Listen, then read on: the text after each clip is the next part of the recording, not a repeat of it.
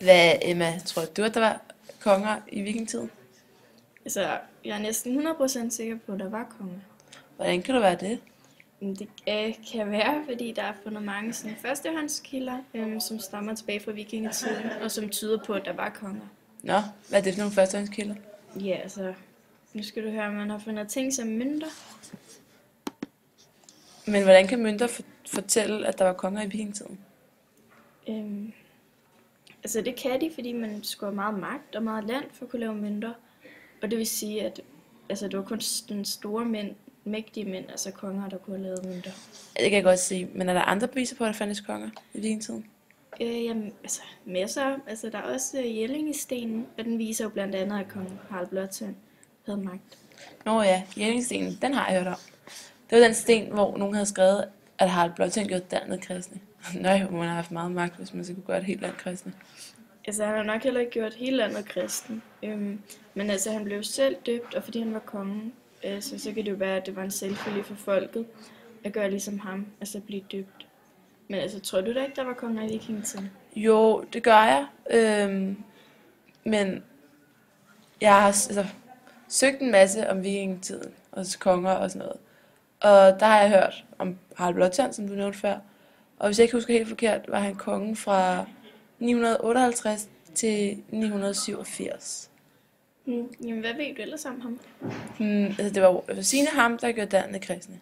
Det var også ham, der lavede Jellingstenene. Og mens Harald var konge, blev der lavet mange mønter. Så derfor begyndte handlen at foregå lidt med mønter, i stedet for kun sølv og sådan noget bytte med gris og ko og sådan. Hans far var Gorm den Gamle, og de herskede sammen indtil Gorm den Gamle døde. Harald fik også selv en søn, og hans navn var Svend Tviskab, og det var faktisk ham, der dræbte ham. Hvad? Dræbte han virkelig sin egen far? Ja, han rejste et oprør mod sin far og fik ham dræbt.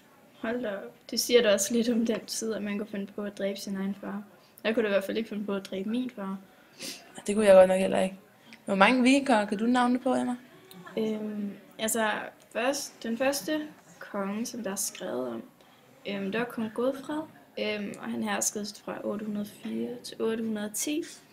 Og så husker jeg, at han erobrede Frankerriget og tvang købmændene fra Frankerriget med til Hedeby. Og så var der Gorm den Gamle. Han herskede vist fra 938 til 958. Han var gift med Tyre, og Gorm fik så sønnen Harald Blåtand. Ja, så tror jeg egentlig ikke, jeg husker klar. Jo, var der ikke også ham der, Knud den Store, som erobrede England og satte sig selv som engelsk konge i år 1015? Han er vist nok kendt som en af Europas største herskere.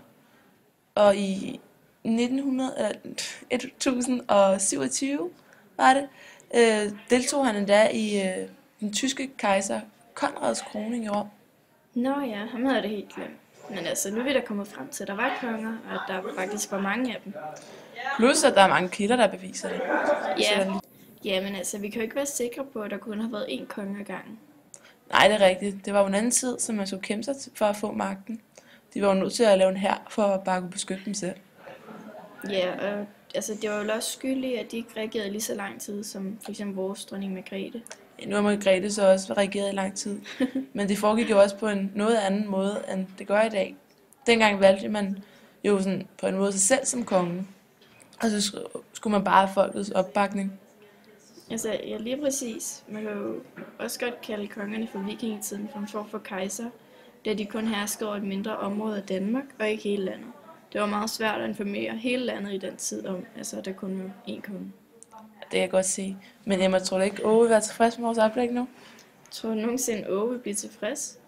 Det kan du nok have ret i. Men jeg er altså smut nu. Vi ses.